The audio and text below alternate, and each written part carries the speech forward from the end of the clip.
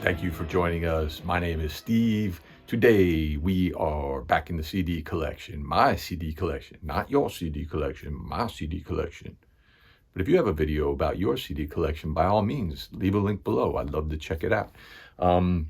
So today we're going to discuss the soundtrack CDs I have for some John Hughes films, whether he directed them or produced and wrote them or whatever. These are soundtracks to those films that he was associated with in the 80s, mostly like his teen comedy films that he's most well known for. Of course, he did some other stuff outside of that genre. You know, he did the vacation films, and later he did the Home Alone films. But, you know, when most people think of John Hughes, they think of those teen comedies that he did in the 80s, which I was a fan of back then. Some of them had soundtrack release, some of them don't. Like Ferris Bueller, there was no official soundtrack to that. But recently, this year, I believe it was this year, they put out this big set just covering all his films, you know, even the ones like Home Alone, I think, and stuff like that. But it looks like a really nice box set. I have a lot of the stuff that's on there that I would want.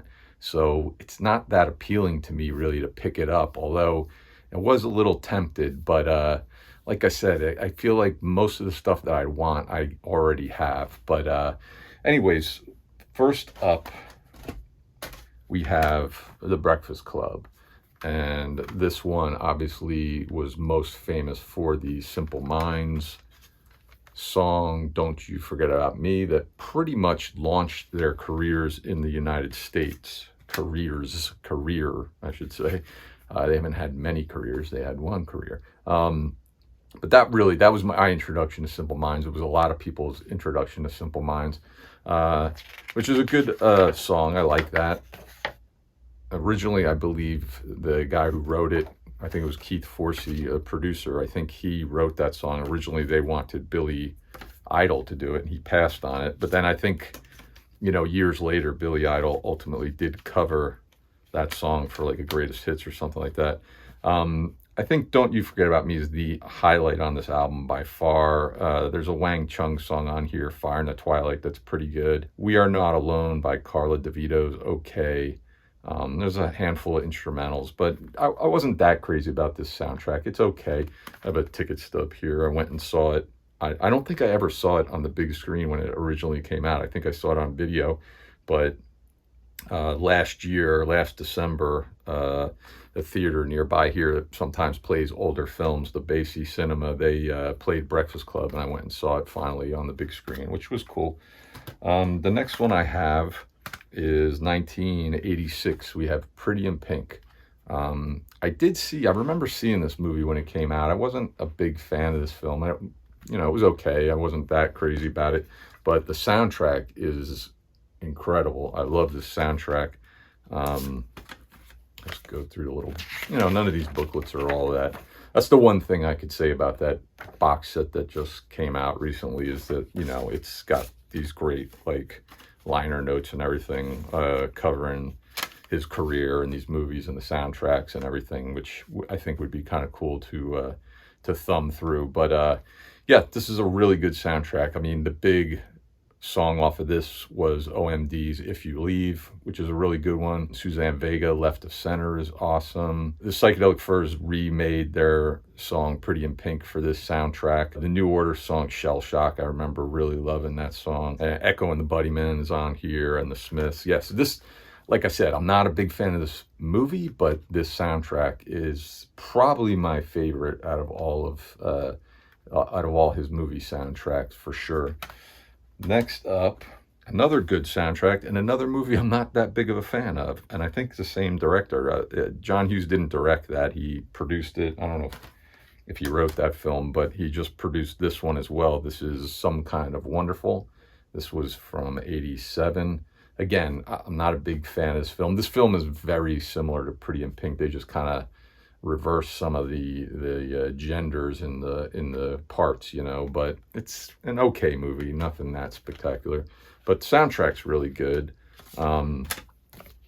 This one actually has a little bit more of a booklet here. You get some lyrics in here, which is nice. Going all out on this one, huh?